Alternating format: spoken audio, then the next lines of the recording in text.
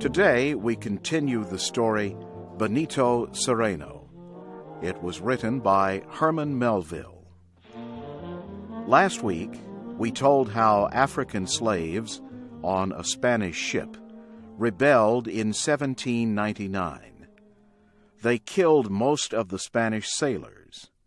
Only the captain, Benito Cereno, and a few others were left alive.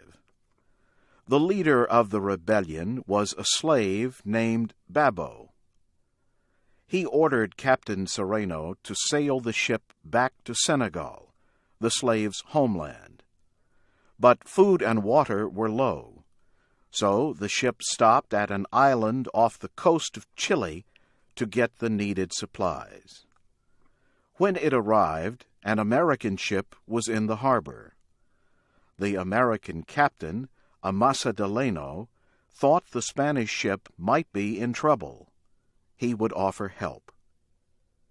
Babo decided to remain close to Captain Cereno and act as if he were the captain's slave. Babo would kill him if he told Captain Delano the truth about what happened. Now, here is Shep O'Neill to continue our story. As Captain Delano came up in his whaleboat, he saw that the other ship needed scraping, tarring, and brushing. It looked old and decayed. He climbed up the side and came aboard. He was quickly surrounded by a crowd of black men. Captain Delano looked around for the man who commanded the ship. The Spanish captain stood a little way off, against the main mast.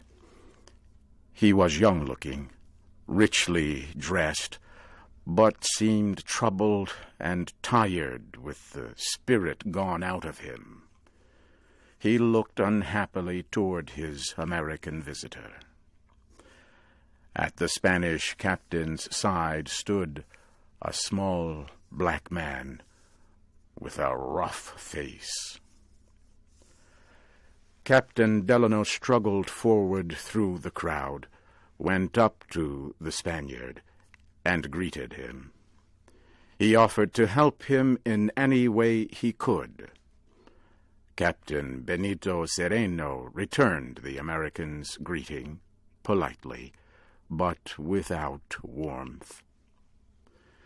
Captain Delano pushed his way back through the crowd to the gangway.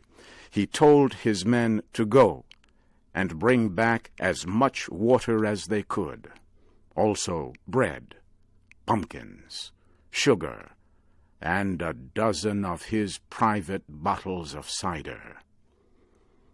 The whaleboat pushed off. Left alone, Captain Delano again observed with fresh surprise the general disorder aboard the ship. Some of the men were fighting. There were no deck officers to discipline or control the violent ones, and everyone seemed to do as he pleased. Captain Delano could not fully understand how this could have happened. What could explain such a breakdown of order and responsibility? He asked Don Benito to give him the full story of his ship's misfortunes. Don Benito did not answer. He just kept looking at his American visitor as if he heard nothing. This angered Captain Delano, who suddenly turned away and walked forward to one of the Spanish seamen for his answer. But he had hardly gone 5 steps when Don Benito called him back. "It is now 190 days," Don Benito began, "that the ship sailed from Buenos Aires for Lima with a general cargo. Pedigree, tea, and the like, and a number of Negroes, now not more than 150, as you see, but then numbering over 300 souls. The ship was officered and well manned, with several cabin passengers, some 50 Spaniards in all. Off Cape Horn we had heavy gales. Captain Cereno coughed suddenly and almost collapsed. He fell heavily against his body servant. "His mind wanders," said Babbo. He was thinking of the disease that followed the gales. My poor, poor master. Be patient, senor. These attacks do not last long. Master will soon be himself. Don Benito recovered, and in a broken voice continued his story. My ship was tossed about many days in storms off Cape Horn, and then there was an outbreak of scurvy. The disease carried off many whites and blacks. Most of my surviving seamen had become so sick that they could not handle the sails well. For days and nights we could not control the ship. It was blown northwestward. The wind suddenly left us in unknown waters with oppressive hot calms. Most of our water was gone, and we suffered terribly, especially after a deadly fever broke out among us. Whole families of blacks and many Spaniards, including every officer but myself, were killed by the disease. Don Benito paused.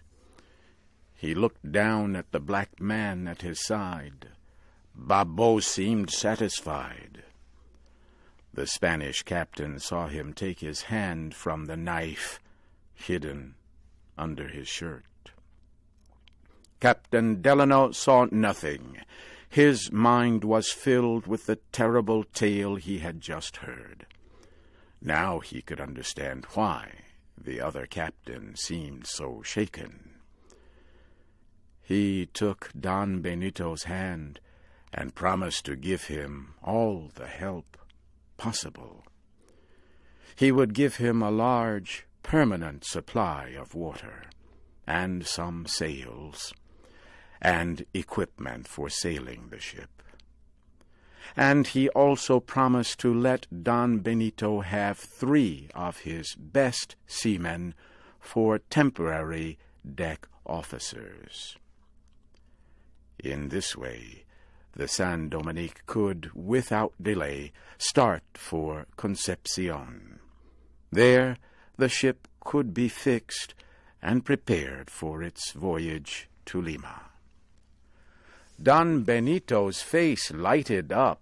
He seemed excited by Captain Delano's generous offer, but Babbo appeared troubled.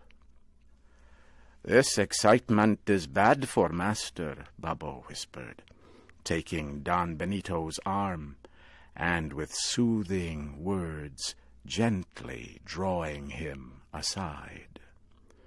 When Don Benito returned, Captain Delano observed that his excitement was gone. Captain Delano decided to talk of other matters, but the Spanish captain showed no further interest. He answered Captain Delano's questions with sharp words, and suddenly, with an angry movement, he walked back to Babbo. Captain Delano watched the 2 men whispering together in low voices. It made an ugly picture. which Captain Delano found so extremely unpleasant that he turned his face to the other side of the ship. Their actions made Delano suspicious of Captain Cereno. He began to wonder about him, his behavior, his coughing attacks, his weakness, his empty, wild looks. Was he really half mad, or a faker playing a part? One moment Captain Delano had the worst suspicions of Don Benito, but the next he felt guilty and ashamed of himself for having such doubts about the man.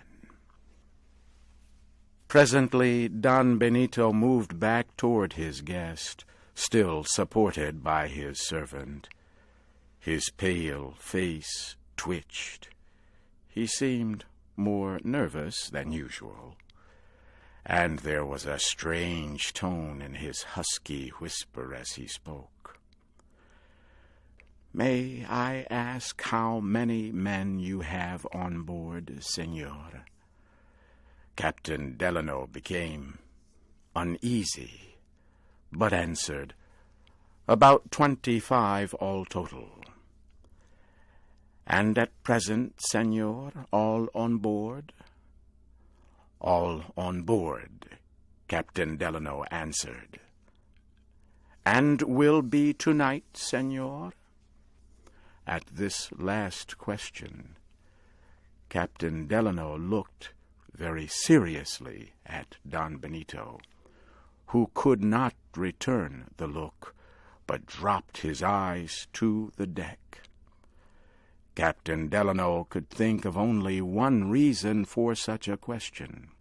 But no, it was foolish to think that these weak and starving men could have any idea of seizing his ship. But still he remained silent. "And will they be aboard tonight?" Again the question from Don Benito.